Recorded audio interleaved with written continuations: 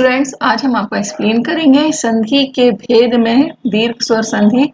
इससे पहले हमने आपको एक्सप्लेन किया था संधि किसे कहते हैं, संधि का अर्थ, संधि की परिभाषा और संधि के कितने भेद होते हैं।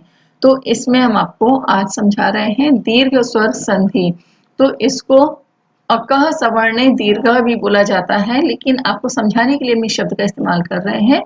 लेकिन इसको दीर्घ स्वर संधि है यदि ह्रस्व या दीर्घ अ, ह्रस्व यानी छोटा बोलते हैं जिसको अ ई उ, या फिर दीर्घ आ ई उ और ऋषि के बाद ह्रस्व यानी छोटा अ ई उ, जो हमने आपको यहाँ लिख करके भी दिखाया है, या फिर दीर्घ आ ई उ ऋषि आए, तो दोनों के स्थान में उसी वर्ण का दीर्घ रूप हो जाता है, तो वहां पर दीर्घ स्वर संधि होती है। अब जैसे यहाँ पर एक नियम, इसको ध्यान में आपको रखना होगा सबसे पहले कि अ धन अ अगर कहीं होता है तब भी आपका आ होगा।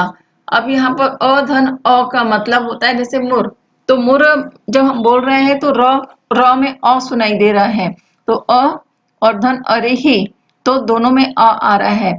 जब मुर, हमने आपको पहले ही बताया है कि जितने भी व्यंजन होते हैं स्वर के बिना अधूरे होते हैं, तो अगर नीचे हलंत नहीं लगा है इसका मतलब कि उसमें आ स्वर लगा हुआ है।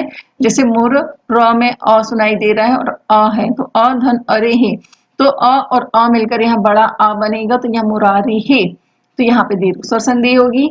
अब अ और आ, अ धन आ अगर मिलता है, छोटा आ और बड़ा आ मिलता है तब भी आ बनेगा। अब यहाँ पर देखते हैं हिम धन आल्य, जब हिम तो माँ के नीचे हलंत नहीं है, इसका मतलब इसमें भी आ स्वर लगा हुआ है।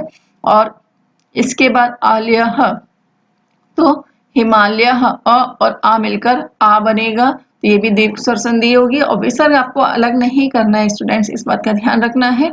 तो यहाँ पर शब्द जो बनेगा हिमालय। फिर अगर पहले आ आता है बड़ा आ, जैसे हमने आपको पहले ही बताया था दीर्घ आ या ह्रस्व अ, तो ह्रस्व अ जो है छोटा आ, तो यहाँ पर भी दोनों मिलकर के बड़ा आ बनेंगे और यहाँ दीर्घ स्वर संधि होगी। जैसे तथा, तथा में बड़ा आ रहा है, धन तथापि अपि, तो अ पी छोटा अ, तो तथा में आ धन अ जब मिलेगा तो तब भी बड़ा आ बनेगा, तो यहाँ पर ये मिलकर के बनेगा तथापि। अब बड़ा आ और बड़ा आ यानी दीर्घ आ और दीर्घ आ मिलेगा तब भी बड़ा आ ही बनेगा। अब जैसे दया, दया में बड़ा आ रहा है, और आनंद, इसमें भी बड़ा आ यानी दीर्घ आ रहा है, तो ये दोनों मिलकर भी दीर्घ आ ही बनाएंगे, तो यहाँ दयानंद। फिर एक और एग्जाम्पल अगर देखें इसका, तो विद्या, विद्या में दीर्घ आ रहा है और आल्य में भी दीर्घ आ रहा है, तो दोनों आ मिलकर के आ धन आ मिलकर के विद्यालय दीर्घ आ ही बनाएंगे। इसी प्रकार से अगर ई का उदाहरण दें तो ह्रस्व ई, छोटी ई, धन छोटी ई दोनों मिलेंगे तब भी बड़ी ई बनेगी। जैसे मुनि, मुनि में छोटी की मात्रा लगी है और इसका अगर हम वर्ण विच्छेद करेंगे तो न में छोटी की मात्रा अलग से आएगी। माँ धन छोटा ऊ, धन छोटी ई, धन न, तो यहाँ पर छोटी ई जब आएगी और इसके साथ ही इंद्र में भी छोटी ई है, तो दोनों छोटी ई मिलकर के यानी ह्रस्व ई मिलकर के दीर्घ ई बनाएंगे, तो मुनीन्द्र ये हो जाएगा। अब इसी तरह से अगर ह्रस्व ई यानी छोटी ई के साथ बड़ी ई यानी दीर्घ ई मिलेगी तब भी दीर्घ ई ही बनेगा, तो यहाँ पर हो जाएगा गिरि धन ईश, तो छोटी ई धन बड़ी ई, तो यहाँ पर हो जाएगा गिरीश यानी गिरीश।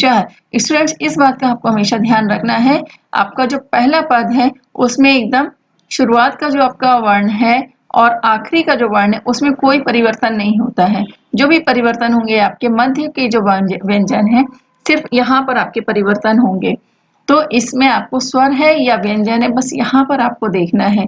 और जो भी आपका प्रथम पद होता है इसका जो पहला वर्ण होता है, इसके बाद धन से पहले जहां से हम विच्छेद कर रहे हैं उसका जो वर्ण है या स्वर है उस पर संधि निर्भर करती है कि कौन सी संधि है। तो यहाँ पर गिरि धन ईशा, तो छोटी ई है, छोटी ई के साथ ईशा बड़ी ई मिल रही है, तो यहाँ पर दोनों मिलकर के आपका जो शब्द बनाएंगे गिरीशः।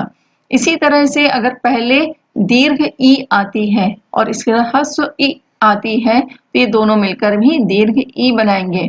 मही धन इंदुहु, तो यहाँ पर ये दोनों दीर्घ ई यानी बड़ी ई मिलकर के छोटी ई के साथ बड़ी ई यानी दीर्घ ई बनाएंगे, तो यहाँ पर हो जाएगा महिंदुहु।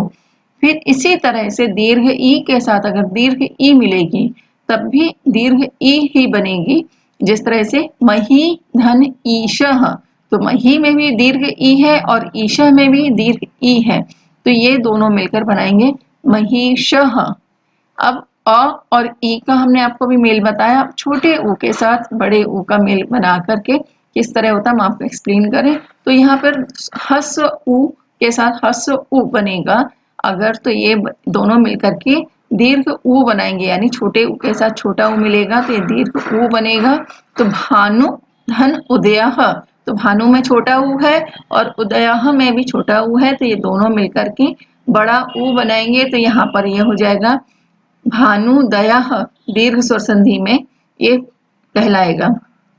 इसी तरह से ह्रस्व ऊ यानी छोटा ऊ के साथ बड़ा ऊ मिलेगा, तब भी यहाँ पर बड़ा ऊ बनेगा। जैसे लघु धन ऊर्मी है, तो लघु में छोटा ऊ है जबकि ऊर्मी में बड़ा ऊ है, तो ये दोनों मिलकर के दीर्घ ऊ बनाएंगे और यहाँ पर परिवर्तन करके जो शब्द बनेगा वो लघुर्मी ही हो जाएगा।